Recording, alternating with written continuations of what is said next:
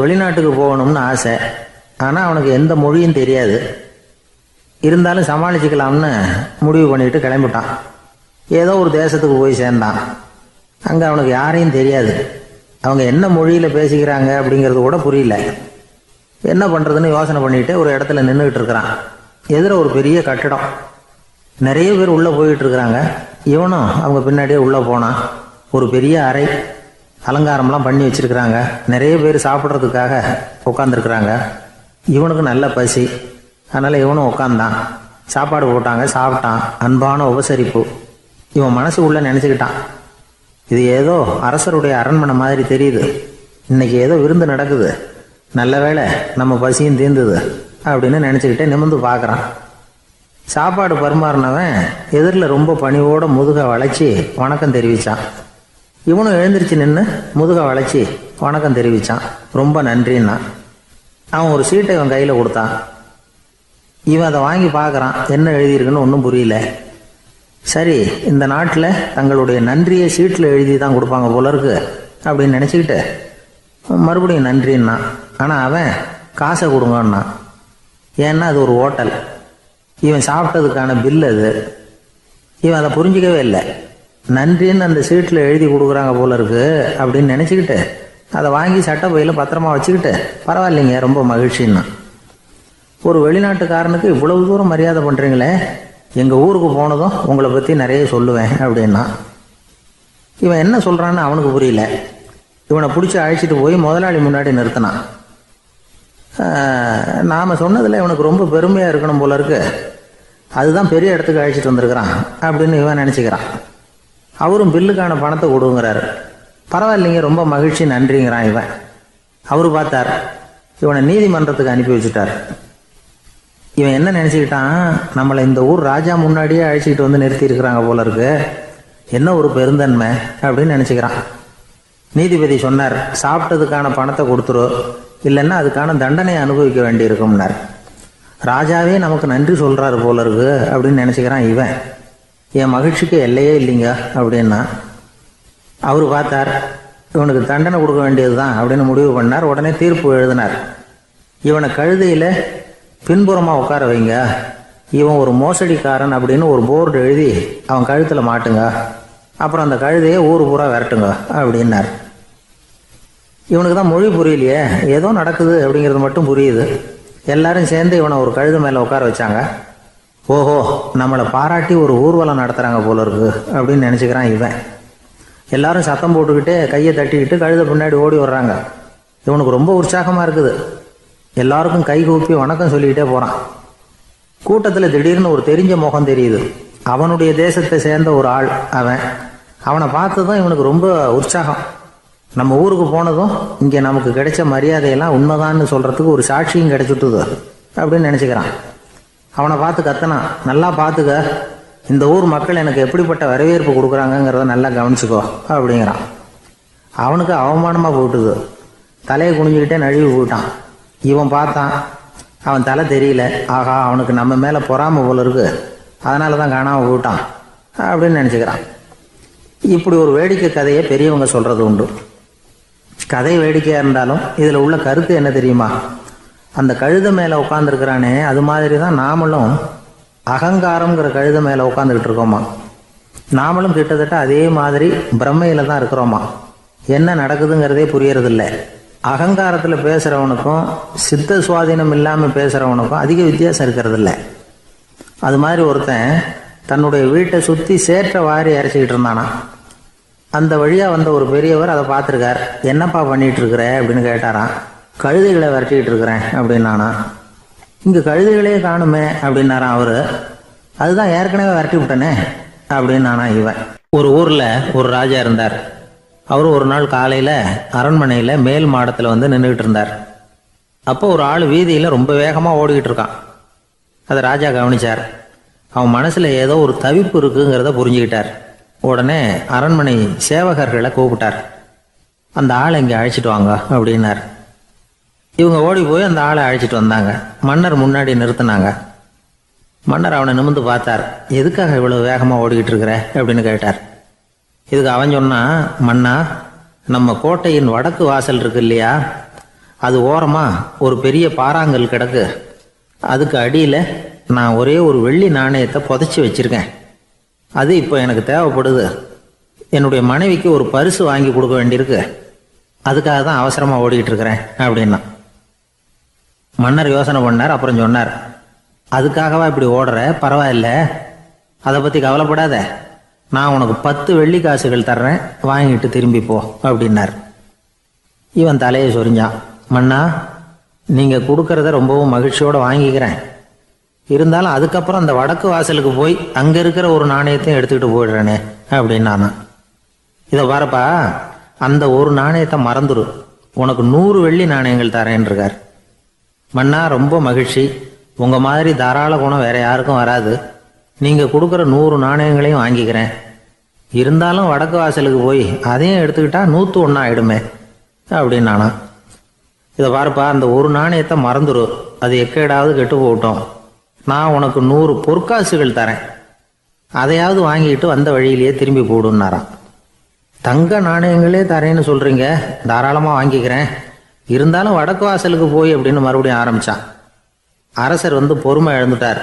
கடைசியாக ஒரு முடிவுக்கு வந்துட்டார். இதை பாருப்பா, உனக்கு என்னுடைய ராஜ்யத்திலேயே பாதியை கொடுத்துட்றேன், அப்படியாவது திருப்தியாக திரும்பி போ அப்படின்னாராம். மன்னா, உங்களுடைய பெருந்தன்மைக்கு ஈடு இணையே கிடையாது. தேசத்திலேயே பாதி பிரித்து கொடுக்குறேன்னு சொல்கிறீங்க, அதனால் உங்ககிட்ட ஒரு சின்ன வேண்டுகோள் அப்படின்னானா. சொல்லுன்னாராம் மன்னர் ஆர்வமா. இவன் மெதுவாக ஆரம்பித்தான். அப்படி இந்த ராஜ்யத்தை 2ஆ பிரிக்கிறப்போ அந்த வடக்கு வாசல் இருக்கிற பக்கத்தை என்கிட்டயே கொடுத்துருங்கோ அப்படின்னானா. மன்னர் அசந்து போயிட்டார். இந்த கதை எதுக்காகன்னு கேட்டால், மனம்ங்கிறது ஒரு குரங்குங்கிறத புரிஞ்சுக்கிறதுக்காகத்தான். உன்னை பிடிச்சிக்கிட்டா லேசில் விடாது. அப்படிப்பட்ட மனசை அறிவு தான் வழி நடத்தணும். அதில் தான் வாழ்க்கையின் வெற்றி அடங்கியிருக்குது. ஒரு சின்ன பையன் தெருவில் அழுதுகிட்டு இருந்தான்.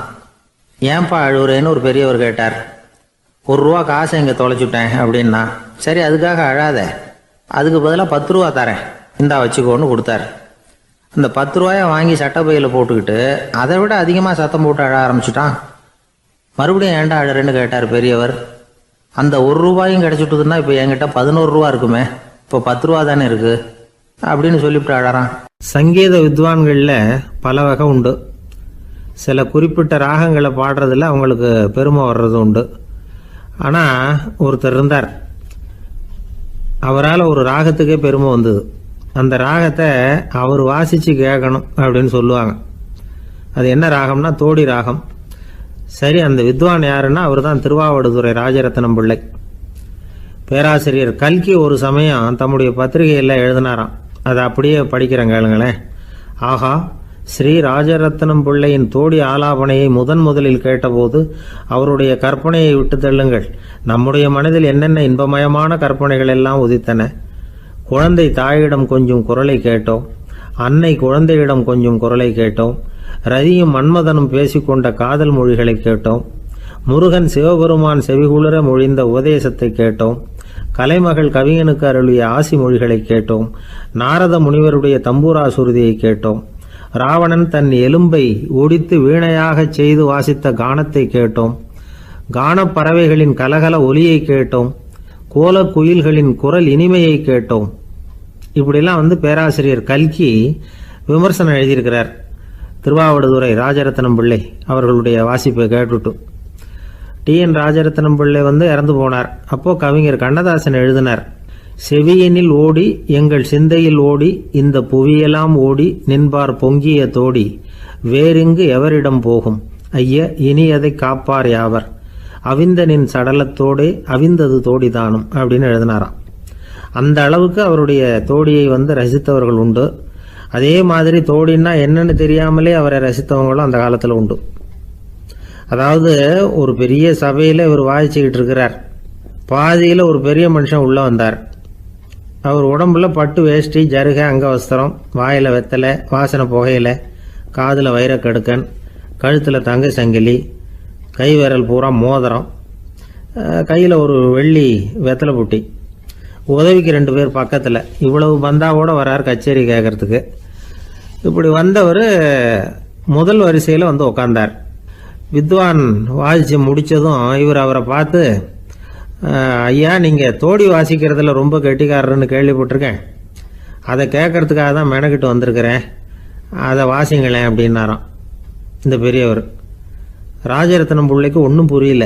ஏன்னா இது வரைக்கும் அவர் வாசிச்சுக்கிட்டு இருந்ததே அந்த தோடி ராகத்தை தான். அதை வாசித்து முடித்ததும் அதை வாசிங்களேன்னு இவர் கேட்குறார். அப்படின்னா இவரோட ஞானம் எப்படிப்பட்டது? இவ்வளவும் கேட்டுட்டு இப்படி கேட்குறாரே அப்படின்னு அவர் யோசிச்சிருக்கிறார் ராஜரத்னம் பிள்ளை. உடனே என்ன பண்ணார் தெரியுமா? பக்கத்தில் ரொம்ப சாதுவாக சுருதி போட்டுக்கிட்டு இருந்த ஒரு முதுகில் ஓங்கி ஒரு குத்து விட்டாராம். அவருக்கு ஒன்றும் புரியல, எதுக்கு நம்மளை அடிக்கிறார் இவர், நம்மளை குத்துறாரு வித்வான்னு. அவர் அதிர்ச்சியால் இவர் நிமிர்ந்து பார்த்துருக்கார்.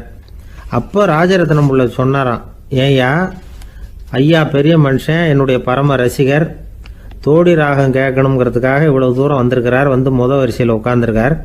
நீ இந்த சமயம் பார்த்து தோடி ராகம் வாசிக்கிற நாதஸ்வரத்தை வீட்டில் வச்சுட்டு வந்துட்டியே, இப்போ ஐயாவுக்காக அந்த ராகத்தை நான் எப்படி வாசிக்கிறது அப்படின்னு சொல்லிவிட்டு மறுபடியும் முதுகில் ஒரு அடி கொடுத்தாராம். அடி வாங்கினவருக்கே சிரிப்பு அடக்க முடியலையா. எனக்கு இது மட்டும்தான் சார் தெரியும், இதை தவிர வேறு எதுவும் தெரியாது அப்படின்னு சொல்லிக்கிட்டே காலம் தள்ளுறவங்க ரொம்ப பேர். அவங்களெல்லாம் கஷ்டப்பட வேண்டியிருக்கும். ஒருத்தர் தன்னுடைய தொழிலில் ரொம்ப கெட்டிக்காரராக இருக்கலாம், அதுக்காக எப்பவும் அதே ஞாபகத்தில் இருந்துக்கிட்டு உலகியல் அறிவு இல்லாமல் இருந்துடக்கூடாது, அது ஆபத்து. இதுக்காக நம்ம தாத்தா பாட்டிலாம் ஒரு கதை சொல்லுவாங்களே, கேள்விப்பட்டிருக்கீங்களா? ஒரு சமயம் ஒரு 4 பேர் சேர்ந்து வெளியூருக்கு பிரயாணம் போனாங்களாம். அந்த 4 பேர் எப்படி தெரியுமா? ஒருத்தர் வேதாந்தி, இன்னொருத்தர் சங்கீத வித்வான், 3வது ஆள் வைத்தியர், 4வது ஆள் ஜோசியர். இவங்க 4 பேரும் நண்பர்கள். அதனால் சேர்ந்து புறப்பட்டாங்க. வழியில் ஒரு ஊரில் தங்கினாங்க. இருட்டி போச்சு. அதனால் இன்றைக்கி ராத்திரி இங்கேயே தங்கி இருந்துட்டு நாளைக்கு புறப்படலாம் அப்படின்னு தீர்மானம் பண்ணாங்க. சாப்பாட்டுக்கு என்ன பண்ணுறது? அங்கேயே கடத்தெருவுக்கு போய் சாமான்லாம் வாங்கியாந்து சமைச்சு சாப்பிட்லாம்னு முடிவு பண்ணாங்க. 4 பேர் இருக்கிறதுனால ஆளுக்கு ஒரு காரியமாக செய்யலாம் அப்படின்னு வேலையை பிரிச்சுக்கிட்டாங்க. வைத்தியர் கரிகாய் வாங்க போனார், வேதாந்தி எண்ணெய் வாங்க போனார், ஜோசியர் பலசரக்கு வாங்க போனார், சங்கீத வித்வானுக்கு சமைக்கிற வேலை. எல்லாம் சரி, ஆனால் நடந்தது என்ன தெரியுமா? கடைத்தெருவுக்கு காய்கறி வாங்க போனார்ல வைத்தியர், அங்கே போய் மார்க்கெட்டில் பார்த்தார். ஒவ்வொரு கறிகாயாக எடுத்து பார்த்தார். இது பித்தம், உடம்புக்கு ஒத்துக்காது, இது வாயு, உடம்புக்கு ஒத்துக்காது அப்படின்னு ஒவ்வொன்றா தள்ளினார். கடைசியில் ஒன்றுமே தேரல, வெறுங்கையோடு திரும்பி வந்துக்கிட்டு இருக்கிறார். எண்ணெய் வாங்க போனார் வேதாந்தி, அவர் ஒரு தொன்னையில் எண்ணெயை வாங்கினார். பேசாமல் அதை எடுத்துகிட்டு வர வேண்டியது தானே, முடியல. அவருடைய வேதாந்த மூளை சிந்திக்க ஆரம்பிச்சுட்டுது. இந்த தொன்னைக்கு எண்ணெய் ஆதாரமா அல்லது எண்ணெய்க்கு தொன்னை ஆதாரமா அப்படிங்கிற ஆராய்ச்சியில் இறங்கினார். என்னாச்சு தெரியுமா? அப்படி கவுத்து பார்த்தார். வாங்கின எண்ணெய் பூராவையும் வழியில் கொட்டிவிட்டு வெறும் தொன்னையோடு சேர்ந்தார். பலசரக்கு வாங்க போனார் ஜோசியர், அவர் ஒரு வழியில் பார்த்தாரு. வழியில் வந்தவங்களெல்லாம் அங்கங்கே ஒரு மரத்தடியில் உட்கார வச்சு அவங்களுக்கெல்லாம் ஆர்வம் சொல்ல ஆரம்பிச்சிட்டார். அப்படி ஒவ்வொருத்தராக சொல்லி முடிச்சுட்டு கடத்தருக்கு போய் சேர்ந்தார். இவர் அங்கே போய் சேர்றதுக்குள்ளே ரொம்ப நேரம் ஆகிட்டுது. கடையெல்லாம் பூட்டி விட்டு போயிட்டாங்க. என்ன செய்கிறது? அவரும் வெறுங்கையோடு திரும்பி சேர்ந்தார். சரி, இவங்க கதை தான் இப்படி ஆச்சு. அங்கே சமைக்கிறதுக்காக உட்காந்துருந்தார் சங்கீத வித்வான், அவர் கதை என்னாச்சு தெரியுமா? அங்கே அவர் அடுப்பை பற்ற வச்சு ஒலையை கொதிக்க வச்சார். அதாவது ஒரு பானையில் தண்ணியை ஊற்றி அடுப்பில் வச்சார். அது கொதிக்க ஆரம்பிச்சிது. தண்ணி கொதிக்கிற சத்தம் இருக்குதுல்ல, அது இவருக்கு தாளம் போடுறது மாதிரி இருந்தது. ஒரே குஷி, பாட ஆரம்பிச்சிட்டார். பாடிக்கிட்டே உற்சாகமாக கையில் இருந்த கரண்டியால் அந்த பானையில் தட்டினார், தாளம் போடுறதா நினச்சிக்கிட்டு. அவ்வளவுதான், பானை பட்டுன்னு உடஞ்சி போச்சு. தலையில் கையை வச்சுக்கிட்டு அவரும் உட்காந்துட்டார். எந்த தொழில் தெரிஞ்சாலும் சரி, அதை புத்திசாலித்தனமாக பயன்படுத்த தெரியலன்னா ஆபத்து தான். அதுக்காக தான் இந்த கதை. ஒரு பஸ்ஸு டிரைவர் ரொம்ப கெட்டிக்காரர். பஸ்ஸை ரொம்ப திறமையாக ஆபத்து இல்லாமல் ஓட்டினதுக்காக பரிசுலாம் வாங்கினவர். அவரே ஒரு படகு ஓட்டுறதுக்காக அழைச்சிட்டு போயிருக்கிறாங்க, மோட்டார் படகு. அதையும் ரொம்ப திறமையாக தான் ஓட்டிகிட்டு போயிருக்கிறாரு. நடுக்கடலில் போனதும் படகு நின்று போச்சு. மோட்டாரில் ஏதோ கோளாறு. என்ன செய்யலாம் அப்படின்னு அந்த டிரைவரை கேட்டிருக்கிறாங்க படகுல இருந்தவங்கெல்லாம். அப்போ அவர் சொன்னாராம், கவலைப்படாதீங்க, ஒன்றும் பிரச்சனை இல்லை, எல்லாரும் கொஞ்சம் கீழே இறங்கி பின்னாடி தள்ளுங்க, மோட்டார் ஸ்டார்ட் ஆகிடும் அப்படின்னாராம். இமயமலை அடிவாரத்தில் ஒரு மடம். அங்கே ஒரு சன்னியாசி இருந்தார். அவர்கிட்ட ஒருத்தர் வந்தார். சுவாமி, ஆசையை உதற நினைக்கிறேன், முடியல, ஒட்டிக்கிட்டே வருது அப்படின்னாராம். இப்படி உட்கார, ஒரு கதை சொல்கிறேன் அப்படின்னு சொல்லி அவர் சொல்ல ஆரம்பித்தாராம். அவர் சொன்ன கதை என்னென்னா, ஒரு ஊரில் ஒரு ஆள் இருந்தான். அவன் பேர் குப்புசாமி. அவங்ககிட்ட எப்பவும் ஒரு பழைய தொப்பி இருக்கும், விடவே மாட்டான். அதனால் அவனை எல்லாரும் தொப்பி சாமி அப்படின்னு தான் கூப்பிடுறது வழக்கம். ஒரு புது தொப்பி வாங்கிக்கப்படாதாப்பா அப்படின்னு நண்பர்கள்லாம் சொல்லி பார்த்தாங்க. பணத்துக்கு எங்கே போவேன் அப்படின்னு விட்டானான். பணம் வச்சுருக்கான், செலவு பண்ண மனசு வரல. மகா கஞ்சன். பழைய பாட்டில்கள்லாம் வாங்கி விற்றுக்கிட்டு இருந்தான். அப்படி ஒரு தடவை பழைய கண்ணாடி சாமான்களை ஏலத்தில் எடுத்தப்போ அதில் ஒரு அருமையான சென்ட்டு பாட்டில் கிடச்சிது. உடனே ஒரு ஐடியா பண்ணான். அந்த சென்ட்டை சின்ன சின்ன பாட்டில்களில் அடைச்சி ஜன்னல் ஓரமாக அடுக்கி வச்சுட்டான். அதை விற்றா நிறைய பணம் கிடைக்குமே. அதனால் இதுக்கு இடையில் ஒரு நாள் அவன் அப்படியே உட்காந்துருந்தான். அந்த நேரம் நண்பன் வந்தான். ஏண்டா உன் பழைய தொப்பியை மாற்றப்படாதா, ஊரில் எல்லோரும் கேலி பேசுகிறாங்களே ஒன்று தொப்பி சாமின்னு அப்படின்னு சொல்லி கேட்டிருக்கான். இந்த சென்ட்டு பாட்டில் விற்றதும் பணம் வரும், அதுக்கப்புறம் பார்க்கலாம் அப்படின்னு நானா இவன். சரி வா நீச்சல் குளத்துக்கு போயிட்டு வருவோம் அப்படின்னு கூப்பிட்ருக்கான் நண்பன். 2 பேரும் போனாங்க. அதே நேரம் அந்த ஊர் நீதிபதியும் அங்கே குளிக்க வந்தாராம். அவர்கிட்ட இருந்தது விலை வசந்த ஒரு புது தொப்பி. அதை அங்கே இருந்த ஸ்டாண்டில் மாட்டிவிட்டு குளிக்க போனார். இதுக்கிடையில் குப்புசாமி குளிச்சுட்டு வந்தான். அவனுடைய பழைய தொப்பியை காணலை. அந்த புது தொப்பியை பார்த்தா இது நண்பனுடைய வேலை தான் அப்படிங்கிறதாக புரிஞ்சுக்கிட்டு அதை எடுத்து மாட்டிகிட்டு வந்துட்டான். நீதிபதி குளிச்சுட்டு வந்து பார்க்குறாரு, தொப்பியை காணும். போலீஸில் புகார் கொடுத்தார். அவங்க தேடினாங்க. ஒரு மூலையில் பழைய தொப்பி கிடச்சிது. அடடா இது நம்ம குப்புசாமியோட தொப்பி இல்லையா அப்படின்னு நானா ஒருத்தன். உடனே அவன் வீட்டுக்கு தேடிட்டு போயிருக்காங்க. அங்கே போய் பார்த்தா புது தொப்பி அங்கே இருக்குது. உடனே அவனுக்கு 1000 ரூபா அபராதம் போட்டாங்களாம். அவன் பணத்தை கட்டிவிட்டு ரொம்ப எரிச்சலோடு வீட்டுக்கு வந்தான். பழைய தொப்பி கண்ணில் பட்டது. மறுபடியும் உன்னால் தானே எனக்கு 1000 ரூபா நஷ்டம் அப்படின்னு சொல்லி அதை எடுத்துக்கிட்டு அப்படி போயிருக்கான். அந்த ஊர் குளத்தில் வீசி எரிஞ்சிட்டு வந்துட்டான். அது மீன் பிடிக்கிற ஒருத்தன் கையில் சிக்கிச்சு. அவன் வர்ற வழியில் அதை எடுத்து வேகமாக வீசி எறிஞ்சான். அது நேராக குப்புசாமி வீட்டு ஜன்னல் வழியாக உள்ளே இந்த சென்ட்டு பாட்டில்கள் மேலே உழுந்து எல்லாம் உடஞ்சி நொறுங்கி போச்சு. குப்புசாமி பார்த்தான். தோட்டத்தில் ஆழமாக ஒரு குழியை வெட்டினான். அந்த தொப்பியை போட்டான், மூடிவிட்டான். இதை அடுத்த வீட்டுக்காரன் பார்த்தான். ஏதோ புதையல் தான் வச்சுருக்கான் போல இருக்குன்னு நினச்சான். போலீஸில் போய் புகார் கொடுத்துட்டான். மறுபடியும் போலீஸ் குழியை தோண்டினாங்க. பழைய தொப்பி மறுபடியும் வெளியில் வந்தது. எல்லோரும் சிரிக்கிறாங்க. அன்னைக்கு ராத்திரியே அந்த தொப்பியை எடுத்துக்கிட்டு நேராக புறப்பட்டான். ஒரு கல்லில் அதை சேர்த்து கட்டி குடிநீர் தொட்டி இருக்கும்ல அதில் போட்டுட்டு வந்துட்டான். இனிமேல் என்ன பண்ணும் பார்ப்போன்னு. ஒரு நாள் திடீர்னு குழாயெல்லாம் அடைப்பட்டு போச்சு. மாநகராட்சி அலுவலர்கள் என்னன்னு பார்த்தா அந்த பழைய தொப்பி குழாயை அடைச்சிக்கிட்டு இருக்குது. இது குப்புசாமியோட தொப்பிங்கிறது தான் எல்லாருக்கும் தெரியுமே. உடனே குடிநீரை பாழாக்கணத்துக்காக குப்புசாமிக்கு கோர்ட்டு 2500 ரூபா அபராதம் போட்டுவிட்டுது. அதையும் கட்டிவிட்டு வெளில வந்தான். கடைசியாக முடிவு பண்ணான். ஒரு நெருப்பு குச்சியை கிழிச்சான். தொப்பியை கொளுத்தினான். எரிஞ்சுது. எடுத்து வெளில எரிஞ்சான். கொஞ்ச நேரத்தில் தீ அணைப்பு படம் வந்துட்டுது. ஆமாம், இவன் எடுத்து எரிஞ்சது வெளியில் விழுந்து வீட்டு கூரையே பற்றிக்கிட்டு எரிய ஆரம்பிச்சுட்டுது. அவனோட பணத்தாசையும் அதோடு சேர்ந்து எரிஞ்சு போச்சான். இப்படி ஒரு கதை. இந்த கதையை சொல்லி முடித்தார் அந்த இமயமலை அடிவாரத்தில் இருந்த சன்னியாசி.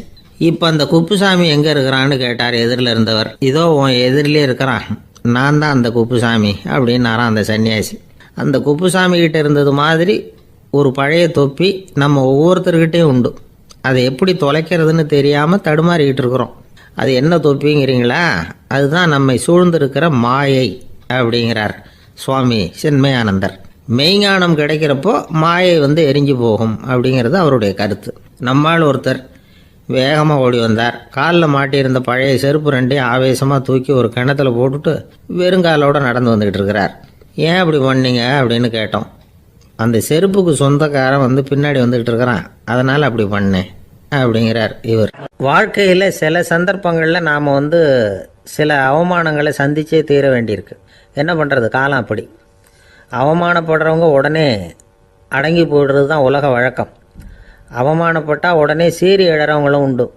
ஆனால் அதையே ஒரு சவாலாக எடுத்துக்கிட்டு முன்னுக்கு வர்றவங்களும் சில பேர் இருக்கிறாங்க. அவங்க ரொம்ப அபூர்வம். இன்றைக்கி மனோதத்துவ நிபுணர்கள்லாம் என்ன சொல்கிறாங்க தெரியுமா? அவமானப்பட்டுட்டா உடனே அடங்கி போயிடக்கூடாதான். அதையே ஒரு சவாலாக எடுத்துக்கிட்டு மனசில் ஒரு வைராக்கியத்தோடு முயற்சி பண்ணினா வாழ்க்கையில் எல்லாரும் முன்னேறலாம். அவமானங்கிறத நாம் வைராக்கியமாக மாற்றிக்கணும். அதுதான் வெற்றிக்கு வழி. ராமர் இந்த பூமியில் பிறந்ததே ஒரு வைராக்கியத்தினால தான் சார் அப்படின்னார் ஒருத்தர். எப்படிங்க அது அப்படின்னு கேட்டேன். அவர் சொன்னார், தசரதருக்கு ராமர் குழந்தையாக பிறக்கணும், அப்போ தான் இங்கே இருக்கிற கஷ்டங்கள்லாம் நீங்கும் அப்படின்னு சர்வ லோகமும் எதிர்பார்த்துக்கிட்டு இருக்குது. ஆனால் அவர் எப்போ வந்து பிறப்பார் அப்படின்னு யாருக்கும் தெரியல. அந்த காரியம் சீக்கிரம் நடக்கணுமே, அதுக்கு என்ன பண்ணுறது? நாரதர் வந்தார் ஒரு நாள் தசரதரை தேடி. தசரதா, உனக்கு ஒரு செய்தி தெரியுமான்னு ஆரம்பித்தார். அவர் எப்பவும் இப்படித்தானே ஆரம்பிக்கிறது வழக்கம். என்ன விஷயம்னு கேட்டார் தசரதர். தசரதா, நீ அடிக்கடி உன்னோட தேரில் ஏறிக்கிட்டு தேவலோகத்துக்கு போகிற, அங்கே போகிற வர்ற எல்லாம் பண்ணிகிட்ருக்க, எல்லாம் சரி. தேவலோகத்துலேயும் உன்னை நல்லபடியாக தான் வரவேற்கிறாங்க. தேவேந்திரன் உன்னை பிரியமாக அழைச்சிட்டு போய் தன்னுடைய அரியாசனத்திலேயே தனக்கு பக்கத்திலேயே உட்கார வைக்கிறான். நீயும் சந்தோஷமாக உட்காந்து பேசிவிட்டு வந்துடுற. ஆனால் நீ இங்கே வந்ததுக்கு அப்புறம் அங்கே என்ன நடக்குது தெரியுமா உனக்கு அப்படின்னாரான் நாரதர். என்ன நடக்குது எனக்கு ஒன்றும் தெரியலையே அப்படின்னாரான் தசரதர். நாரதர்கிட்ட வந்து கிட்டத்தில் வந்து கேட்டிருக்கார், கொஞ்சம் சொல்லுங்கள் என்னது அப்படின்னு. அவர் நெருங்கி வந்தாரான் நாரதரும். மெதுவாக அவர் காதோட காதாக சொன்னாராம். அதாவது நம்ம பாஷையில் சொல்லப்போனால் பற்ற வைக்கிறார். நீ அங்கே தேவேந்திரங்கிட்ட உட்காந்து பேசிவிட்டு வந்த பிறகு நீ அங்கே உட்காந்துருந்த அரியாசனத்தை தண்ணி ஊற்றி கழுவி சுத்தப்படுத்துகிறாங்க. நீ என்ன அந்த அளவுக்கு சுத்தம் இல்லாத ஆளா, தினம் குளிக்காமையாக இருக்கிற அப்படின்னாராம். தசரதருக்கு இது ரொம்ப அவமானமாக போயிட்டுது. அப்படியே செய்கிறாங்க அப்படின்னாராம். ஆமாம், நீ வேணும்னா நான் சொல்கிறது உண்மையா இல்லையா அப்படின்னு சோதனை பண்ணி பார்த்துக்கோ அப்படின்னாரான் நாரதர். உடனே தசரதர் இதுக்காகவே புறப்பட்டு தேவலோகம் போனார். அங்கே வழக்கம் போலவே இவரை கூப்பிட்டு உட்கார வச்சு பேசிக்கிட்டு இருந்தான் தேவேந்திரன். கொஞ்ச நேரம் பேசிக்கிட்டு இருந்துட்டு சரி நான் கிளம்புறேன்னு புறப்பட்டார். சரி, அவனும் வாசல் வரைக்கும் வந்து வழி அனுப்பி வச்சுட்டு உள்ளே போயிட்டான். தசரதர் வெளியில் கொஞ்ச நேரம் மறைஞ்சி இருந்துட்டு மெதுவாக உள்ளே எட்டி பார்த்தார் என்ன நடக்குதுன்னு. நாரதர் சொன்னது உண்மைதான். தசரதர் உட்காந்துருந்த ஆசனத்தை அங்கே 2 தேவர்கள் கழுவி சுத்தப்படுத்திக்கிட்டு இருக்கிறாங்க. தசரதரால் இதை தாங்கிக்க முடியல. அவருக்கு ரொம்ப அவமானமாக போச்சு. நேராக கிடுகிடுன்னு தேவேந்திரங்கிட்டே போனார். நான் உட்காந்துருந்த இருக்கையே சுத்தம் பண்ணுறியே, நான் என்ன அந்த அளவுக்கு பாவியா அப்படின்னு கேட்டார். ரொம்ப கோபமாக கேட்டார். தசரதரே, மனுஷனுக்கு 3 கடன்கள் உண்டு. தேவ கடன், ரிஷி கடன், பித்ரு கடன். இதை தீர்க்காதவன் பாவியாகிறான். இதில் மகனை பெறுவதால் தான் பித்ரு கடன் தீரும். உனக்கு மகன் கிடையாது, அதனால் நீ பாவி ஆகிற. பாவி உட்காந்துருந்த இடம்ங்கிறதுனால அதை சுத்தம் செய்ய வேண்டியது எங்கள் கடமை அப்படின்னு நானான் தேவேந்திரன். இந்த இடத்துல தசரதருக்கு ஏற்பட்ட அவமானம் ஒரு வைராக்கியமாக மாறிச்சு. தேவேந்திரனே கேட்டுக்கோ, ஒரு மகனை பெற்ற பிறகு தான் இந்த சபையில் மறுபடியும் அடி எடுத்து வைப்பேன் அப்படின்னு சொல்லிவிட்டு போயிட்டாரான். போய் புத்திர காமேஷ் யாகம் பண்ணார். புத்திரர்கள் பிறந்தார்கள். இந்த கதையில் உள்ள கருத்து என்னென்னா, தேவேந்திரன் தசரதரை அப்படி அவமானப்படுத்தலைன்னா அவருக்கு இப்படி ஒரு வைராக்கியம் பிறந்திருக்குமா யோசிச்சு பார்க்கணும். நமக்கு ஏற்படுகிற சில அவமானங்களையும் வைராக்கியமாக மாற்றிக்குவோம். அப்படி மாற்றிக்கிட்டோம்னா வாழ்க்கையில் வந்து முன்னேறலாம். நம்ம ஆளுங்க சில பேர் அவமானத்தை வந்து வைராக்கியமாக மாற்றிக்கிறது எப்படி தெரியுமா?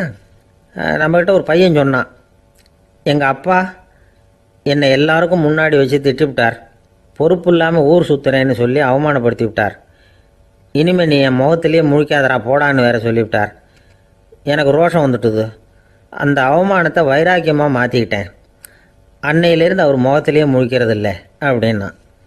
அப்படியான்னு கேட்டோம்.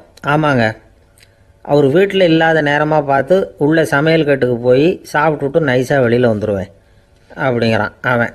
ஒரு கடைக்கு போனேன், 5 ரூபா பணத்தை எடுத்து கொடுத்தேன். ஒரு தினசரி பத்திரிக்கையை கேட்டேன்.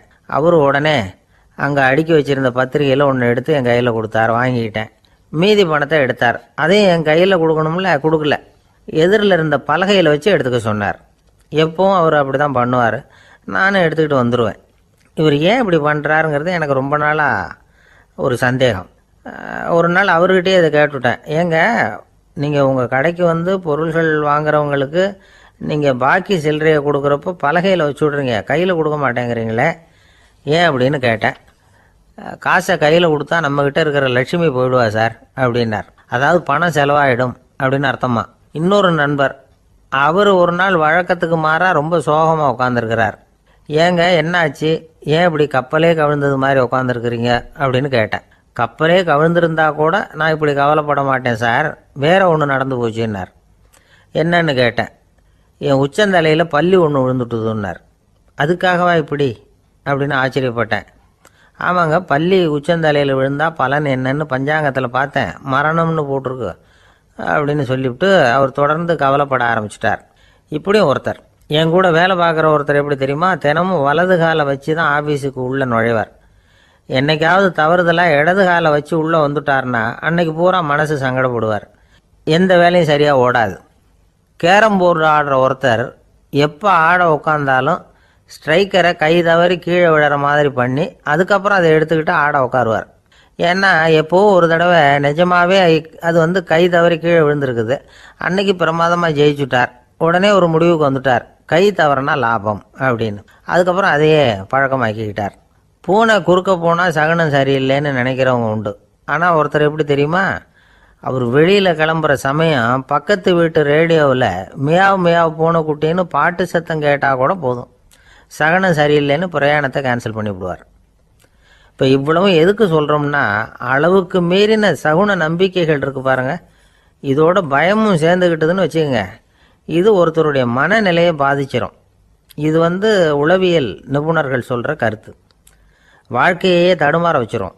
பாதுகாப்பு இல்லாத உணர்வு, ஒரு விதமான டிப்ரெஷன் மனநிலை, இதெல்லாம் தான் இதுக்கு காரணமாக அமையலாம். சில பேர் காய்கறி நறுக்க கத்தியை கையில் எடுத்தால் கூட நேரம் சரியாக இருக்கா அப்படின்னு பார்த்துட்டு தான் வேலையை ஆரம்பிக்கிறது வழக்கம். அறிவு தான் மனசுக்கு வாத்தியாராக இருக்கணும். அப்போ தான் வாழ்க்கை நிம்மதியாக இருக்கும். அறிவு மனசு சொல்கிறபடியெல்லாம் கேட்க ஆரம்பிச்சுட்டுதுன்னா இடைஞ்சல் தான். ஒருத்தருக்கு 7ஆம் நம்பர் தான் ராசியான நம்பரான். 7ஆம் தேதி தான் எந்த காரியத்தையும் ஆரம்பிப்பாராம். 7 எழுத்து வர்றது மாதிரி பேரை மாற்றி வச்சுக்கிட்டார். 7 மணிக்கு தான் தினமும் எழுந்திருப்பார். 7ஆம் நம்பர் வீட்டில் தான் குடியிருக்கார். கல்யாணம் கூட 7ஆம் தேதி தான் பண்ணிக்கிட்டார். அவர் ஒரு நாள் குதிரை பந்தயத்துக்கு போனாராம். குதிரையோட பேரையெல்லாம் பார்த்தார். ஒரு குதிரையோட பேர் 7 எழுத்தில் அமைஞ்சிருந்தது.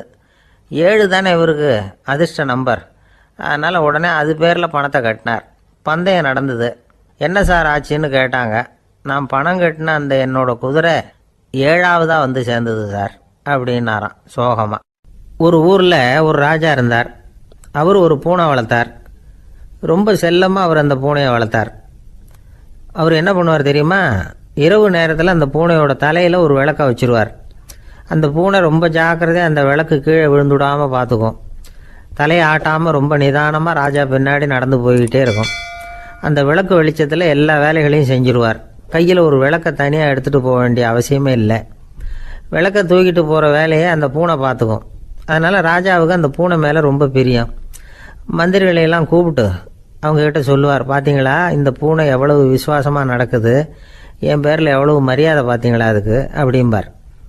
இதை கேட்டுவிட்டு அங்கேருந்து அமைச்சர்களில் ஒருத்தர் சொன்னார், மன்னா நீங்கள் சொல்கிறது சரிதான், இருந்தாலும் இந்த பூனையோட விசுவாசத்தை நாம் கொஞ்சம் சோதித்து பார்க்க வேண்டியிருக்கு அப்படின்னாராம்.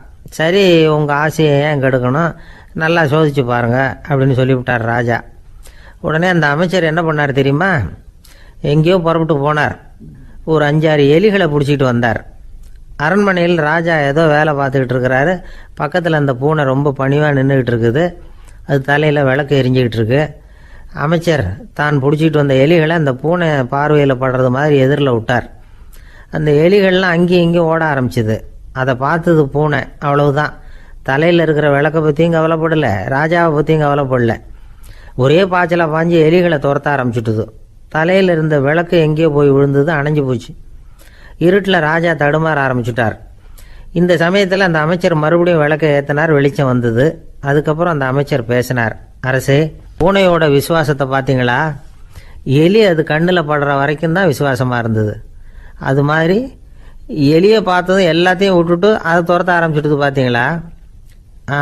தான் அந்த பூனையை பற்றி நினச்சது தப்புங்கிறது அதுக்கப்புறம் தான் அந்த ராஜாவுக்கு புரிஞ்சுதான். சரி, இப்போ எதுக்கு இந்த கதையெல்லாம் அப்படிங்கிறீங்களா, இந்த பூனை மாதிரி தான் நம்ம மனசும். மனசை எவ்வளவு தான் பயிற்சி கொடுத்து பக்குவமாக வச்சுருந்தாலும் பார்க்குறதுக்கு பரமசாது மாதிரி தான் இருக்கும். பார்க்க வேண்டியதை பார்த்துட்டுதுன்னா பாஞ்சிரும். இந்த பூனை மாதிரி புலன் இன்ப பொருள்கள் கிட்டாத வரைக்கும் மனம் அடங்கி இருக்கிறது மாதிரி தான் தெரியும். கொஞ்சம் வாய்ப்பு கிடைச்சாலும் அது குதிக்க ஆரம்பிச்சிடும், தப்பு பண்ண ஆரம்பிச்சிடும். பெரிய பெரிய முனிவர்கள் வாழ்க்கையில் நடந்த வீழ்ச்சி இதை தான் நிரூபிக்குது. புலன்களின் ஆற்றல் அதிகம். அதனால் மனக்கட்டுப்பாடு பயிற்சிகளில் ரொம்ப எச்சரிக்கையாக இருக்கணுங்கிறார் சுவாமி சிவானந்தர். மது பழக்கத்தையே விட்டுவிட்டேன்னு உறுதியாக இருப்பான். கடை கண்ணில் பட்டுவிட்டதுன்னா கால் அவனை கேட்காமலே இழுத்துக்கிட்டு உள்ளே போயிடும். இதுதான் மனசுங்கிறது. அதுதான் அந்த ராஜா வளர்த்த பூனை. நம்மால் ஒருத்தன் அந்த ராஜா பூனை தலையில் விளக்க வச்சது மாதிரி இவன் தன்னுடைய தலையிலேயே ஒரு விளக்கை ஏற்றி வச்சுக்கிட்டு என்னத்தையோ தேட ஆரம்பித்தான். தேடிக்கிட்டு இருக்கிறான். தலையை ஆட்டாமல் நிதானமாக நடந்து ரொம்ப நேரமாக தேடிட்டு இருக்கிறான். அந்த சமயம் அங்கே வந்த ஒருத்தர் என்னத்தை தேடுறீங்கன்னு கேட்டார். அதுதான் மறந்து போச்சு அப்படின்னு இழுத்தான். சரி, கொஞ்சம் இப்படி உட்காருங்க, ஞாபகம் வந்ததும் தேட ஆரம்பிக்கலாம் அப்படின்னார் அவர். இவன் கொஞ்ச நேரம் உட்காந்து யோசித்தான். அப்புறம் திடீர்னு எழுந்திரிச்சான். ஞாபகம் வந்துட்டுதுன்னா. என்னன்னு கேட்டார். எங்கள் வீட்டில் இருந்த விளக்கை எங்கே வச்சேன்னு தெரியல, அதை தான் தேடிக்கிட்டு இருக்கிறேன், ஏற்றி வைக்கலாம்னு பார்க்குறேன் அப்படின்னா. இந்த உலகத்தில் நாம் நல்லபடியாக இருக்கணும்னா அதுக்கு முக்கியமாக தேவைப்படுறது ரெண்டு. ஒன்று செல்வம், இன்னொன்று அறிவு. சரி, இது ரெண்டில் சிறந்தது எது அப்படின்னு ஒரு கேள்வி கேட்டால் என்ன பதில் சொல்கிறது? இதே கேள்வியை ஹஸ்ரத் அலி அவர்கள்கிட்ட கேட்டாங்களாம். அவர் ஒரு பெரிய அறிஞர். கேள்வி கேட்டவங்களும் சாதாரண ஆட்கள் இல்லை, இவங்களும் அறிஞர்கள். ஒரு நாள் ஹஸ்ரத் அலி அவர்கள்கிட்ட 10 அறிஞர்கள் வந்தாங்களாம். ஐயா, நாங்கள் 10 பேரும் உங்ககிட்ட ஒரே கேள்வியை தான் கேட்க வந்திருக்கிறோம், ஆனால் எங்கள் 10 பேருக்கும் நீங்கள் தனித்தனியாக பதில் சொல்ல முடியுமா அப்படின்னு கேட்டிருக்காங்க. அதாவது அவங்க ஒரே கேள்விக்கு இவர்கிட்ட இருந்து 10 விதமான பதில் எதிர்பார்க்குறாங்க. சரி கேளுங்க, என்ன கேள்வி அப்படின்னார் அவர். அப்போ தான் அவங்க கேட்டாங்களாம், செல்வம் அறிவு இது ரெண்டில் சிறந்தது எது? இதுதான் கேள்வி. ஹஸ்ரத் அலி என்ன பண்ணார் தெரியுமா? அவங்கள ஒவ்வொருத்தராக கூப்பிட்டார். ஒவ்வொரு விதமான பதிலை சொல்லி அனுப்புனார். முதல்ல ஒருத்தரை கூப்பிட்டார். சொன்னார், அறிவுங்கிறது தீர்க்கதரிசிகள், ஞானிகள், மகான்கள் இவங்களோட பரம்பரை சொத்து. ஆனால் செல்வம்ங்கிறது கொடுங்கோலரின் ஆயுதம், அதனால் அறிவு தான் சிறந்தது அப்படின்னார். ரெண்டாவது ஆளை கூப்பிட்டார். உங்ககிட்ட செல்வம் இருந்தால் நீங்கள் தான் அதை காப்பாற்றணும், ஆனால் அறிவு உங்களை எப்பவும் காப்பாற்றும், ஆகவே அறிவு தான் சிறந்தது அப்படின்னார். மூணாவது ஆளை கூப்பிட்டார். செல்வந்தனுக்கு எப்போதும் விரோதிகள் அதிகம், ஆனால் அறிஞனுக்கு நண்பர்கள் அதிகம், அதனால் அறிவு தான் சிறந்ததுன்னார். அடுத்தவரை கூப்பிட்டார். செல்வம் அடுத்தவங்களுக்கு கொடுக்க கொடுக்க குறையும், ஆனால் கல்விங்கிறது அதிகரிச்சுக்கிட்டே வரும், கொடுக்கறதுனால குறையாது, அதனால் அறிவு தான் சிறந்ததுன்னார். இன்னொருத்தரை கூப்பிட்டார். அறிவுள்ளவன் எப்பவும் அதை அடுத்தவங்களுக்கு வாரி வழங்கிக்கிட்டே இருப்பான், அதனால் அவங்ககிட்ட தாராளத்தன்மை இருக்கும், ஆனால் செல்வந்தன்கிட்ட கஞ்சத்தனம் தான் இருக்கும், அதனால் அறிவு தான் சிறந்ததுன்னார். ஆறாவது நபரை கூப்பிட்டார். செல்வத்தை கள்வர்கள் திருடிட்டு போக முடியும், ஆனால் அறிவை அப்படி திருடிட்டு போக முடியாது அப்படின்னார். ஏழாவது நபரை கூப்பிட்டார். செல்வம் கால ஓட்டத்தில் அழிஞ்சிரும், ஆனால் அறிவை கால ஓட்டம் ஒன்றும் பண்ண முடியாது, ஆகவே அறிவே சிறந்ததுன்னார். எட்டாவது ஆளை கூப்பிட்டு சொன்னார், செல்வத்துக்கு எப்பவும் எல்லை உண்டு, நிறை உண்டு, அளவு உண்டு, கணக்கு உண்டு, ஆனால் அறிவுக்கு அப்படிப்பட்ட எல்லை எதுவும் கிடையாது, அதனால் அதுதான் சிறந்ததுன்னார். அடுத்தவனை கூப்பிட்டார். செல்வம் உள்ளத்தில் உள்ள ஒளியை போக்கிவிடும், இருட்டை உண்டாக்கிவிடும், விரிந்த மனப்பான்மையை குறுகலாக்கிவிடும், ஆனால் அறிவு அப்படி இல்லை, இருண்ட உள்ளத்தில் ஒளியை பாய்ச்சி அதை விசாலப்படுத்துது, அதுதான் சிறந்ததுன்னார். கடைசியாக 10வது நபரை கூப்பிட்டார். செல்வம் மனசில் செருக்கை உண்டாக்குது, ஆணவத்தை ஏற்படுத்துது, அதனால் நானே கடவுள்னு நினைக்கிற அளவுக்கு மனுஷனை தாழ்த்தி விடுது, ஆனால் அறிவு பணிவையும் பண்பாட்டையும் வளர்க்குது, அதனால் அறிவு தான் சிறந்ததுன்னார். ஆக இப்படி 10 பேருக்கும் 10 விதமாக பதில் சொன்னது மூலமாக ஹஸ்ரத் அலி அவர்கள் அறிவு தான் செல்வத்தை விட சிறந்தது அப்படிங்கிறதுக்கு 10 காரணங்களை சுட்டி காட்டியிருக்கார். அந்த அறிஞர் 10 பேர் கேட்ட ஒரே கேள்விக்கு 10 பதில் சொன்னார். நமக்கு வேண்டிய ஒருத்தர் 10 பேர் கேட்ட கேள்விக்கு ஒரே பதில் சொல்லி சமாளித்தார். கேள்வி என்ன தெரியுமா? என்கிட்ட வாங்கின கடனை எப்போயா திருப்பி கொடுக்க போகிற? இதுதான் அந்த 10 பேரும் கேட்ட ஒரே கேள்வி. இந்த மாதம் 26ஆம் தேதி தந்துடுறேன் அப்படிங்கிற ஒரே பதில் சொல்லி அவ்வளவு பேரையும் இவர் அனுப்பி வச்சுட்டாராம். எல்லாரும் போனதுக்கப்புறம் இவரை தனியாக கூப்பிட்டு கேட்டிருக்கிறாங்க, அது என்ன சார் கணக்கு 26ஆம் தேதி, அன்னைக்கு என்ன அதிசயம் நடக்க போகுது அப்படின்னு கேட்டிருக்காங்க. அதிசயம் அன்னைக்கு இல்லை, அதுக்கு நாளே நடக்க போகுதுன்னாராம். விவரமாக சொல்லுங்கன்னு இருக்காங்க. வேற ஒன்றும் இல்லைங்க, 26ஆம் தேதி தானே எல்லாரையும் வர சொல்லியிருக்கிறேன், அதுக்கு நாளே நான் புறப்பட்டு தலைமறைவாயிட போகிறேன் அப்படின்னாராம் ரொம்ப பெருமையாக. ஒரு ஊரில் ஒரு ராஜா இருந்தார். அந்த ராஜாவுக்கு ஒரு மந்திரி. ராஜா ரொம்ப நியாயமானவர், நேர்மையானவர், கண்டிப்பானவர். தப்பு செய்கிறது யாராக இருந்தாலும் தண்டனை கொடுப்பார். வேண்டியவங்களுக்கு ஒரு நியாயம், வேண்டாதவங்களுக்கு ஒரு நியாயங்கிறதெல்லாம் அவர்கிட்ட கிடையாது. ஒரு சமயம் அரசவையில் அந்த அமைச்சரே விதிமுறைகளுக்கு புறம்பா ஏதோ நடந்துகிட்டு இருக்கார். மன்னருக்கு கோபம் வந்துட்டுது. உடனே அந்த அமைச்சரை கிட்டத்தில் கூப்பிட்டு அவர் கன்னத்தில் ஓங்கி ஒரு அறை கொடுத்துட்டாராம். உடனே அந்த அமைச்சர் என்ன பண்ணார் தெரியுமா? நேராக போனார். அங்கே நின்றுக்கிட்டு இருந்த இன்னொருத்தர் கன்னத்தில் ஓங்கி அரைஞ்சார். அறை வாங்கினவர் திகைச்சு போயிட்டார். இவர் ஏன் நம்மளை வந்து அரைகிறார் அப்படின்னு யோசனை பண்ணார். மன்னரும் திகைச்சு போயிட்டார். நாம இவரை அரைஞ்சா அதுக்காக இவரு போய் இன்னொருத்தரை அரையணுமா அப்படின்னு யோசனை பண்ணார். இவருக்கு என்ன பைத்தியமானு கூட நினைக்க ஆரம்பிச்சுட்டார். ஆனால் என்ன ஆச்சுன்னா, அப்புறம் அமைச்சர் அவர் கவனிச்சுக்கிட்டு இருந்தாரா, அவர் இன்னொருத்தரை அரைஞ்சார் இல்லையா, அந்த அறை வாங்கின ஆசாமியை பார்த்து கத்திக்கிட்டு இருந்தார். யார்? அமைச்சர். ஏன்பா என்கிட்ட அறையை வாங்கிக்கிட்டு இப்படி விவரம் இல்லாமல் நின்றுக்கிட்டு இருக்கிறிய, நான் உனக்கு கொடுத்ததை நீ வேற யாருக்கிட்டையாவது கொடுத்துரு அப்படின்னார். உடனே அந்த ஆள் பார்த்தான், தனக்கு அடுத்தபடியாக நின்றுக்கிட்டு இருந்தவனை ஓங்கி ஒரு அறை அரைஞ்சான். அவன் கன்னத்தை தடவிட்டே யோசனை பண்ணான். இது ஏதோ புரிஞ்சுக்கிட்ட மாதிரி அடுத்தாப்புல நின்றுக்கிட்டு இருந்தவனை அரைஞ்சான். இப்படி இந்த அறை வந்து மாறி மாறி போய்கிட்டே இருக்குது. ஊரு பூரா பிரயாணம் பண்ண ஆரம்பிச்சுட்டுது. அன்னைக்கு ராத்திரி அந்த ராஜா படுக்கிறதுக்காக போனார். அந்த நேரம் பார்த்து அவர் கன்னத்தில் பலார்னு ஒரு அறை விழுந்தது. நம்மளே அரையிறது யாரு அப்படின்னு அதிர்ச்சியோட மன்னர் திரும்பி பார்க்குறாரு. அரைஞ்சது அவரோட மனைவி. என்னாச்சு உனக்குன்னு கத்துனார் ராஜா. உங்களுக்கு தெரியாதா, ஊர் பூரா ஒருத்தர் மாற்றி ஒருத்தர் மூலமாக இந்த அறை வந்து பிரயாணம் பண்ணிட்டு வருது அப்படின்னாங்க அந்த அம்மா. அப்படின்னா ஆரம்பித்த இடத்துக்கே வந்துட்டுதா அப்படின்னாராம் மன்னர். என்ன சொல்கிறீங்கன்னு கேட்டிருக்காங்க. இவர் விவரத்தை சொன்னாராம். அப்படின்னா நீங்கள் ஆரம்பித்து வச்ச இந்த விளையாட்டை நான் முடிச்சு வச்சுட்டேன் அப்படின்னாங்களாம் அந்த அம்மா. மறுநாள் காலை மறுபடியும் அரசவை கூடிச்சு அந்த அமைச்சர் மன்னரை பார்த்து கேட்டார். என்ன மகாராஜா, என்கிட்ட கொடுத்ததை திருப்பி வாங்கிட்டீங்களா அப்படின்னாராம். இப்படி நடக்கும்னு நான் எதிர்பார்க்கவே இல்லைன்னார் மன்னர். ஆனால் நான் எதிர்பார்த்தேன். அது எங்கே போயிட போகுது, ஊர் பூரா சுற்றி கடைசியில் உங்ககிட்ட தான் வந்து சேரும் அப்படிங்கிறது எனக்கு தெரியும் அப்படின்னார் அமைச்சர். இந்த கதை வந்து வேடிக்கையாக இருந்தால் கூட இதில் உள்ள கருத்து முக்கியமானது. இந்த உலகத்தில் பல கருத்துக்கள் இப்படி தான் மாறி மாறி சுற்றி வந்துக்கிட்டே இருக்குது. நம்மால் ஒருத்தன் தன்னுடைய நண்பன் ஒருத்தனை கடத்தெருவில் பார்த்தான். உடனே ஓடி போய் பலார்னு ஒரு அறை கொடுத்தானா. அவன் கன்னத்தை தடவிட்டு ஏன்டா என்ன அரைஞ்சேன்னு கேட்டிருக்கான். நீ ஏன்டா என்ன முட்டாள்னு என் மனைவிட்ட போய் சொன்னேன் அப்படின்ட்டுருக்கான் அவன். உன்னை ஒரு முட்டாள்னு சொன்னதுக்காகவா நீ என்ன அரைஞ்ச அப்படின்னு கேட்டிருக்கான் இவன். டேய், நான் அதுக்காக அறையலப்பா, அது ஒரு பெரிய ரகசியம். நான் முட்டாளுங்கிறது அந்த ரகசியத்தை நீ வந்து ஏன் எங்கள் வீட்டில் போய் சொன்னேன், அதுக்காக தான் அரைஞ்சேன் அப்படின்னு நான் அவன்.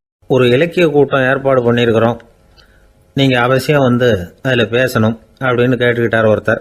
வேணாங்க, 4 பேருக்கு முன்னாடி வந்து நிற்கிறதுனா எனக்கு ரொம்ப கூச்சமாக இருக்கும் அப்படின்னாரு இவர். ஏன் சார் இன்னமும் குழந்த மாதிரி கூச்சப்படுறீங்களே அப்படின்னார் அவர் ஒரு மாதிரியாக சமாளித்து அனுப்பி வச்சுட்டு அதுக்கப்புறம் அதை பற்றி இவர் யோசித்து பார்த்துருக்கார். சில நிபுணர்கள் எழுதியிருக்கிறத படித்தும் பார்த்துருக்கிறார். மனோதத்துவ நிபுணர்கள் என்ன சொல்கிறாங்க தெரியுமா? 10லேருந்து 20% குழந்தைகள் பிறக்கிறப்பவே கூச்ச சுபாவம் கொண்டதாக தான் இருக்குதான். ஒரு தாத்தா தன்னோட பேர பிள்ளைய ஆசையாக கூப்பிடுறார் விளையாட்டு காட்ட, அதை அழுதுகிட்டு ஓடி போகுது. ஒரு அம்மா தன்னோட பிள்ளைய பள்ளிக்கூடத்தில் சேர்க்கறதுக்காக கூப்பிட்டுக்கிட்டு போகிறாங்க. அந்த புள்ள அம்மாவோட முந்தானையில் ஒளிஞ்சிக்கிட்டு வெளில வரமாட்டேங்குது. இவங்களெல்லாம் எப்படி சமாளிக்கிறது? குழந்தைகளோட கூச்ச சுபாவத்தை போக்குறது எப்படி? இதுக்கு நிபுணர்கள் சில யோசனைகளை சொல்லியிருக்கிறாங்க. மற்றவங்களுக்கு முன்னாடி என் பையனுக்கு கூச்சம் ரொம்ப அதிகம் சார், மற்றவங்க பார்த்தா ரொம்ப வெக்கப்படுறான், இப்படி சொல்கிற அப்பாக்கள் உண்டு. என் பையன் புது மனுஷாலை பார்த்தா அட்டையாக ஒட்டிக்குவான் சார் அப்படின்னு சொல்கிற அப்பாக்களும் உண்டு. இப்படிலாம் குழந்தைகளுக்கு வந்து முத்திரை குத்துறது ரொம்ப தப்பான். புதுசாக யாராவது வீட்டுக்கு வந்தால் குழந்தை தானாக தன்னோட கூச்சத்தையும் பயத்தையும் போக்கிக்கிட்டு சகஜமாக மாறி வர்றதுக்கு வாய்ப்பு கொடுக்கணுமா. ஒரு கூட்டத்துக்கோ அல்லது சொந்தக்காரங்க கல்யாணத்துக்கோ குழந்தைய அழைச்சிட்டு போகிறீங்க, அங்கே போய் கட்டாயப்படுத்தி குழந்தைய மற்றவங்க கிட்ட பேச சொல்லக்கூடாது. சில சமயம் குழந்தை தானாக தன்னுடைய கூச்ச சுபாவத்தை விட்டு பேசுறதுக்கு முன் வந்தால் அதை பாராட்டணும். குழந்தை கலகலப்பு இல்லாமல் மௌனமாக இருந்ததுன்னா அதையும் கண்டுக்கக்கூடாது. குழந்தை பேச ஆரம்பித்தா அதை ஆர்வத்தோடு கவனிக்க தெரியணும். கலந்து உரையாடுற பழக்கத்தை வீட்லேயே ஆரம்பிக்கலாம்.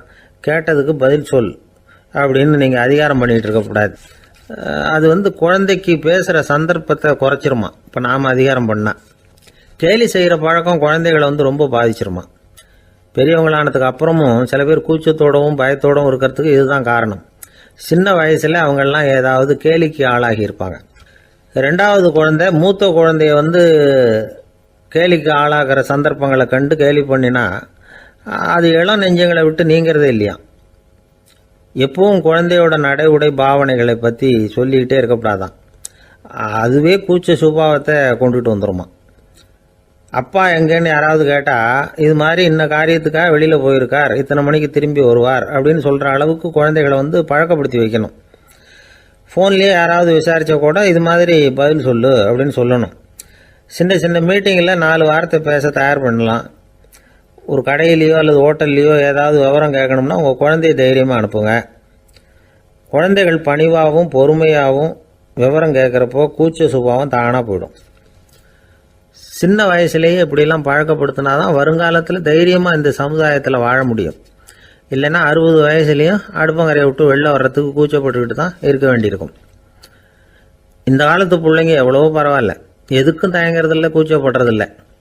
ஒரு அம்மா அடுப்பங்கரையிலேருந்து சத்தம் போட்டாங்க, டேய் ராமு, தயவு பண்ணி அந்த டிவியை நிறுத்துறா, அந்த பெண்ணோட குரல் மகா மோசம், அடுப்பங்கரையில் இருக்கிற என்னாலேயே அதை சகிச்சிக்க முடியல அப்படின்னாங்களாம். உடனே பையன் கொஞ்சம் கூட தயங்காமல் பதில் சொல்கிறான், அம்மா இந்த குரல் டிவியிலேருந்து வரல, எழுத்த விட்டு மாமி தான் இங்கே வந்திருக்கிறாங்க, அவங்க தான் இப்போ என்னோட பேசிக்கிட்டு இருக்கிறாங்க அப்படின்னு நான். வங்க நாவலாசிரியர் சரத் சந்திரர் ஒரு நண்பர் அவர்கிட்ட வந்தார். வழக்கமாக எல்லா எழுத்தாளர்கள்கிட்டையும் கேட்குற ஒரு கேள்வியை கேட்டார். நீங்கள் எழுத்துத்துறைக்கு வந்தது எப்படி? இதுதான் கேள்வி. அதை தெரிஞ்சு என்ன பிரயோஜனம்னார் சரத் சந்திரர். சும்மா சொல்லுங்களேன், தெரிஞ்சுக்கிறேன் அப்படின்னார் வந்தவர். சரி சொல்கிறேன்னு ஆரம்பித்தார். நான் ரங்கூனில் வேலை பார்த்துக்கிட்டு இருந்தேன். சம்பளம் பத்தல, வேலையும் பார்த்துக்கிட்டு ஒரு பலசரக்கு கடை வைக்கலாம்னு நினச்சேன். என்னால் மளிகை கடை வச்சு சரியாக நடத்த முடியுமாங்கிற சந்தேகம் என் மனைவிக்கு. அதை சோதனை பண்ணி பார்க்கணுங்கிறதுக்காக சில பொருள்களின் அளவு, அதோட விலை, இப்படி சிலதை சொல்லி எல்லாத்தையும் மனக்கணக்காக கூட்டி போட சொன்னாங்க. என்னால் சரியாக கூட்டி சொல்ல முடியல. உங்களால் மளிகை கடை நடத்த முடியாதுன்னு சொல்லிவிட்டாங்க. உடனே என்ன பண்ணுறது, வேறு வழி இல்லை, கதை எழுத ஆரம்பிச்சிட்டேன் அப்படின்னார். கேட்டவருக்கு சிரிப்பு வந்துட்டு தான். சரத் சந்திரர் ஒரு பக்கம் சீரியஸான நாவல்கள், சிறுகதைகள் எழுதியிருந்தாலும் அவருடைய இன்னொரு பக்கம் வேற விதம். நண்பர்கள்கிட்ட பேசும்பொழுதும் சரி, அவர்களுக்கு கடிதங்கள் எழுதும்போதும் சரி, கேலியும் கிண்டலும் நகைச்சுவை உணர்வும் அதிகமாக இருக்கும். காந்திஜி ஒரு சமயம் கல்கத்தாவுக்கு வந்திருந்தார். தேசபக்தர்கள் பல பேர் அவர்கிட்ட பேசிக்கிட்டு இருந்தாங்க. அப்போது சரத் சந்திரரும் அங்கே இருந்தார். கிரண் சங்கர் ராய் அப்படிங்கிறவரும் அங்கே இருந்தார். அவர் சொன்னாராம், காந்திஜியோட பழகிய முதல் வங்காளி நான் தான். போயர் யுத்த காலத்தில் இவர் லண்டனுக்கு வந்திருந்தப்போ என்கிட்ட தான் வங்காள மொழி கற்றுக்கிட்டார் அப்படின்னாராம்.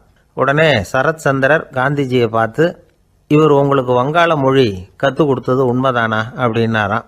ஆமான்னாராம் காந்தி. அதனால தான் உங்களால் வங்காள மொழி கற்றுக்க முடியல அப்படின்னாராம். எல்லாரும் சிரிச்சாங்களாம். சரத் சந்திரர் சாம்தாபேர் அப்படிங்கிற கிராமத்தில் தங்கியிருந்தார். ஒரு இலக்கிய நிகழ்ச்சியில் கலந்துக்கிறதுக்காக. அதுக்காக ஒரு கல்கத்தாவுக்கு போக வேண்டிய சூழ்நிலை. அதுக்காக புறப்பட்டார். அந்த சமயத்தில் பின்னாடி இருந்து யாரோ அவரை கூப்பிட்டாங்க. இப்படி கூப்பிட்டவரை பார்த்து இன்னொருத்தர் யாரோ அதட்டி இருக்கிறாங்க. போகிறவரை ஏன் இப்படி கூப்பிடுறீங்க அப்படின்னு. ஏன் கூப்பிட்டா என்னன்னு கேட்டிருக்கார் சரத் சந்திரர். புறப்படுறவங்கள பின்னாடி இருந்து கூப்பிடுறது அபசகுனம், போகிற இடத்துல ஏதாவது ஆபத்து வரலாம் அப்படின்னு அதுக்கு விளக்கம் கொடுத்துருக்கிறார் அவர். உடனே சரத் சந்திரர் சொன்னாராம், இதோ இவங்க என்ன இலக்கிய கூட்டத்துக்கு அழைச்சிட்டு போகிறாங்களே, இதை விட வேற என்ன ஆபத்து வந்துட போகுது அப்படின்னாராம்.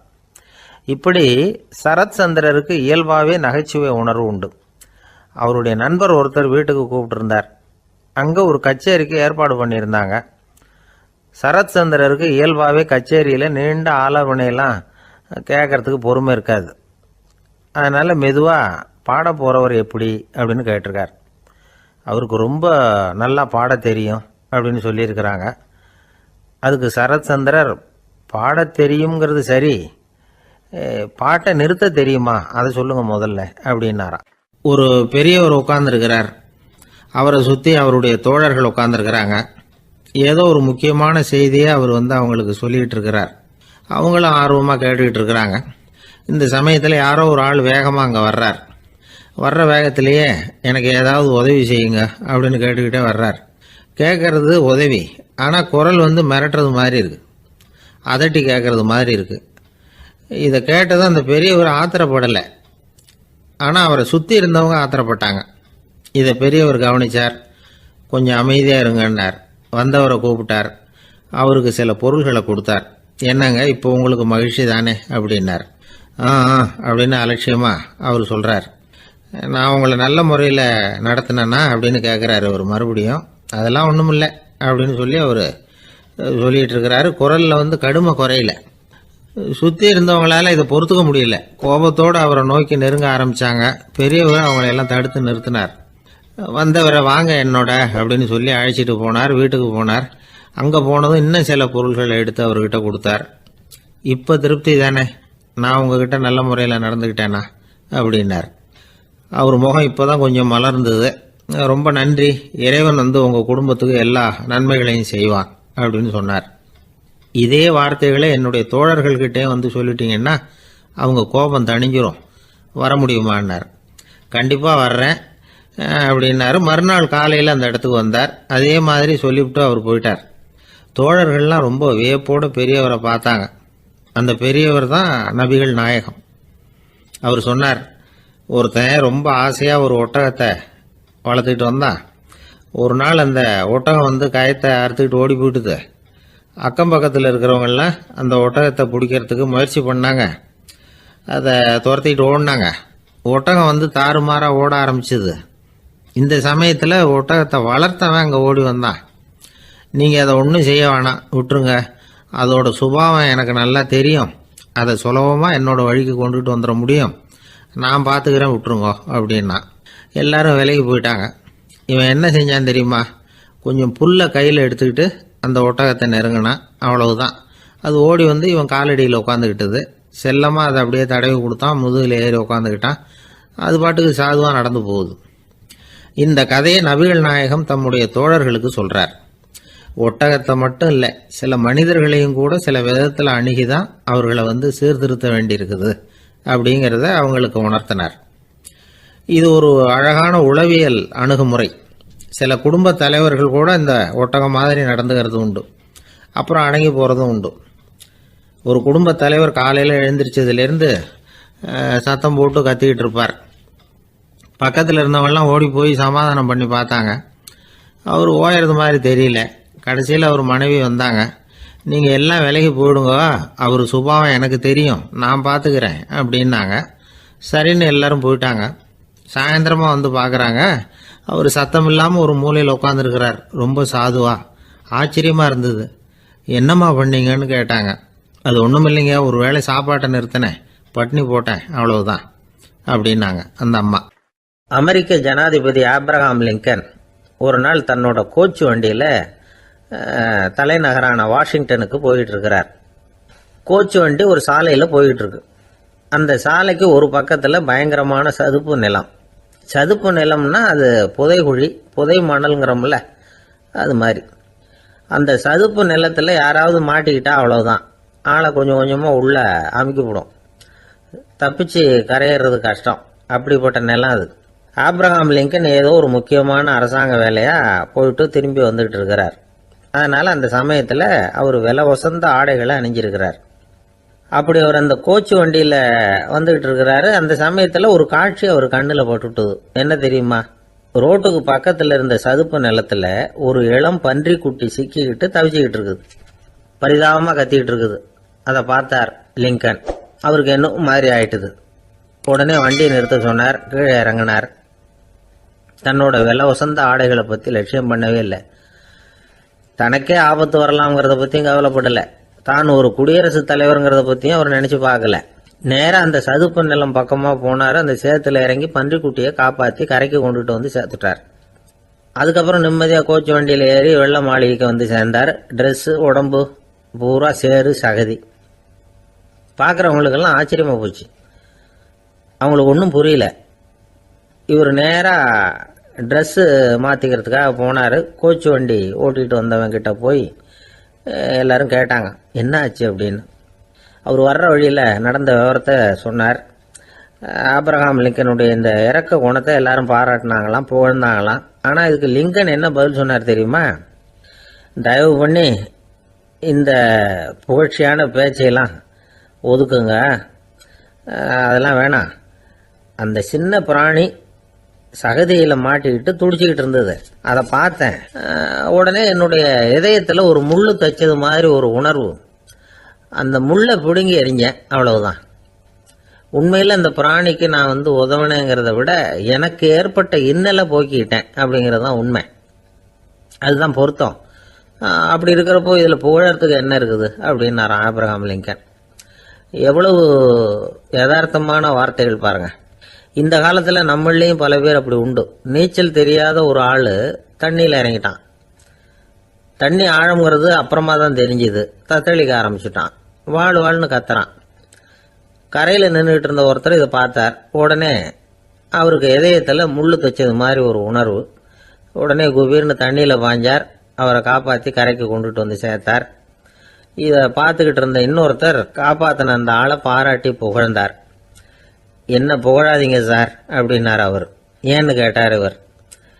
நான் அந்த ஆளை ஏன் காப்பாற்றினேன் தெரியுமா? அவன் நேற்றுக்கு என்கிட்ட 300 ரூபா கடன் வாங்கியிருக்கிறான். இவன் தண்ணியில் போட்டான்னா நான் கொடுத்த கடனும் தண்ணியில் போடும். அதனால தான் விழுந்து காப்பாற்றினேன் அப்படின்னா அந்த ஆள். ஒருத்தர் இருக்கார், நல்ல உத்தியோகத்தில் தான் இருக்கிறார். ஆனால் எப்போ பார்த்தாலும் முகத்தை வெறுப்பாக வச்சிருப்பார். அப்படியே வருவார் போவார். ஏன் சார் இப்படி இருக்கிறீங்க அப்படின்னு விசாரித்தோம். ஏன்டா இந்த வேலைக்கு வந்தோம்னு இருக்கு சார் அப்படின்னார். உங்கள் வேலை உங்களுக்கு பிடிக்கலையா அப்படின்னு கேட்டோம். இல்லைன்னார். இப்படிப்பட்டவங்க வெற்றிகரமான வாழ்க்கை வாழ முடியாது. இது நிபுணர்கள் கருத்து.